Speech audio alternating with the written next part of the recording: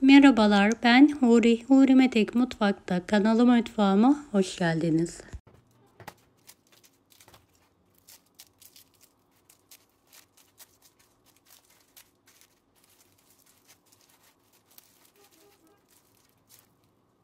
Tarifimize hemen başlayalım. 50 gram kıymayı kavurdum. Üzerine 1 adet büyük boy yemeklik doğranmış kuru soğan ekleyerek kavurma işlemine devam edelim.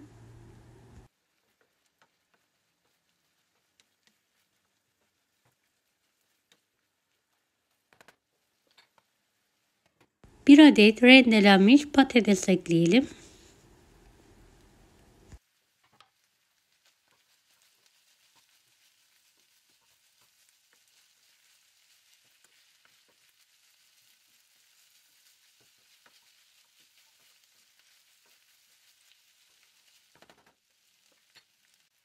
Tuz, karabiber, kırmızı pul biber ve kekik ekleyerek tekrardan karıştıralım.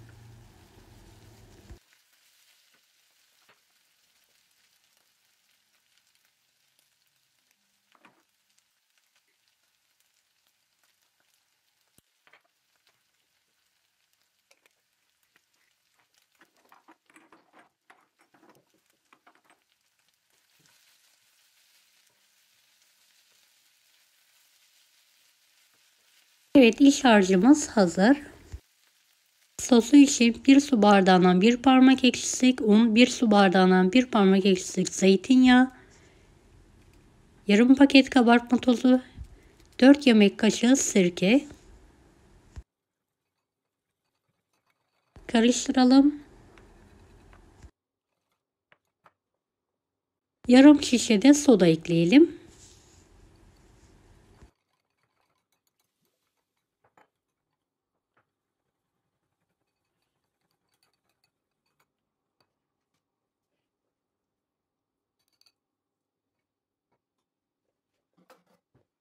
Evet, kıvamını göstermek istiyorum. Ne cıvık ne koyu.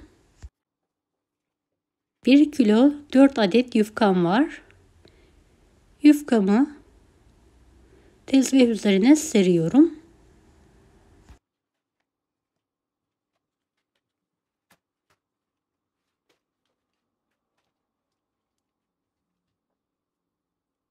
Üzerine hazırladığımız sostan dökerek her tarafına gelecek şekilde sürelim.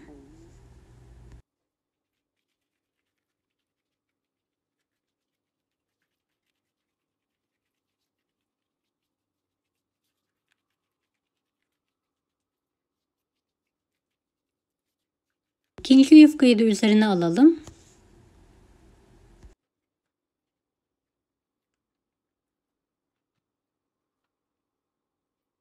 Tekrardan bolca her tarafına sos dökelim ve sürelim.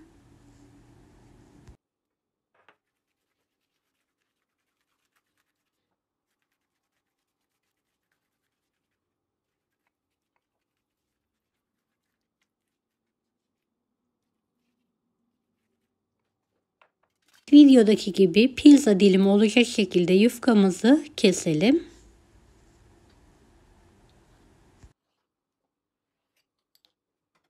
İç harcı pay edelim.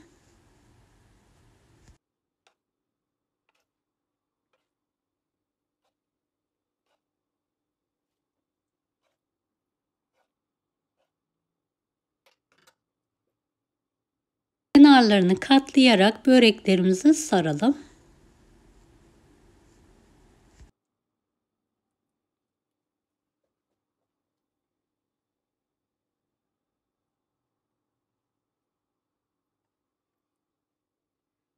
Videomu izlerken buraya kadar geldiyseniz yorum kısmına herhangi bir emoji bırakırsanız bana destek olmak için sevinirim.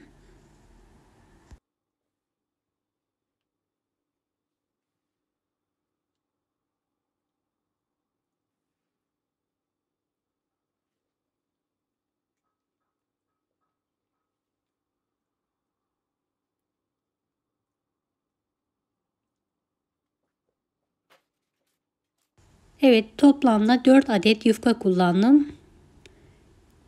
Son yufkalarımı da aynı şekilde hazırlayarak sarıyorum.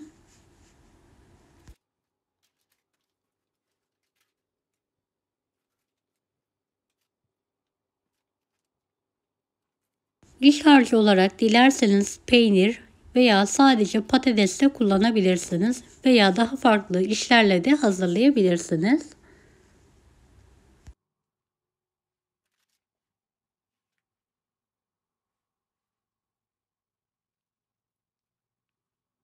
Son böreğimi de fırın tepsisine alıyorum.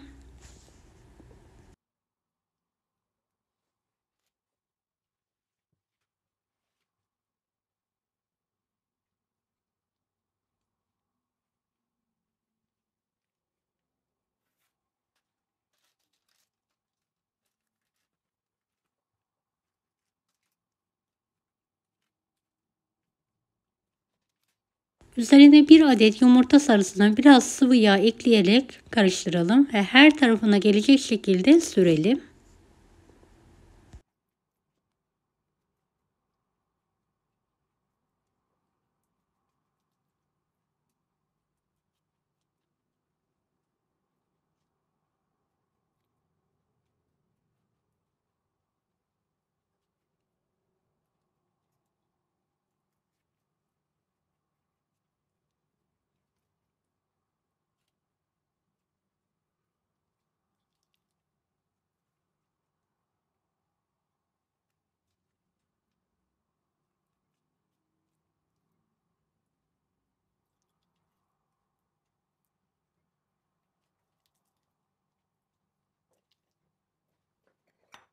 Çörek otu serpelim.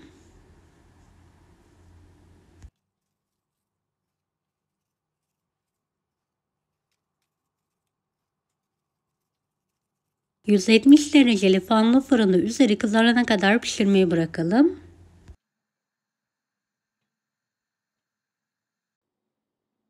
Evet, pişen böreğimi hemen fırından çıkartıyorum.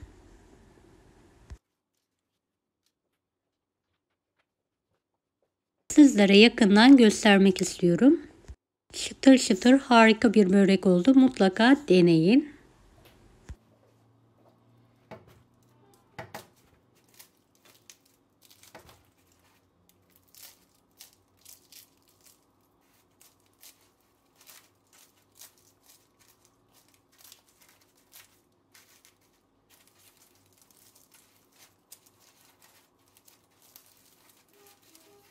Deneyecek olanlara şimdiden kolaylıklar dilerim. Kanalıma ücretsiz abone olmayı unutmayın. Bir dahaki videolarda görüşmek üzere. Allah'a emanet olun. Hoşça kalın. Daha farklı tarifler için bunları da izlemeyi unutmayınız. Kolay gelsin herkese.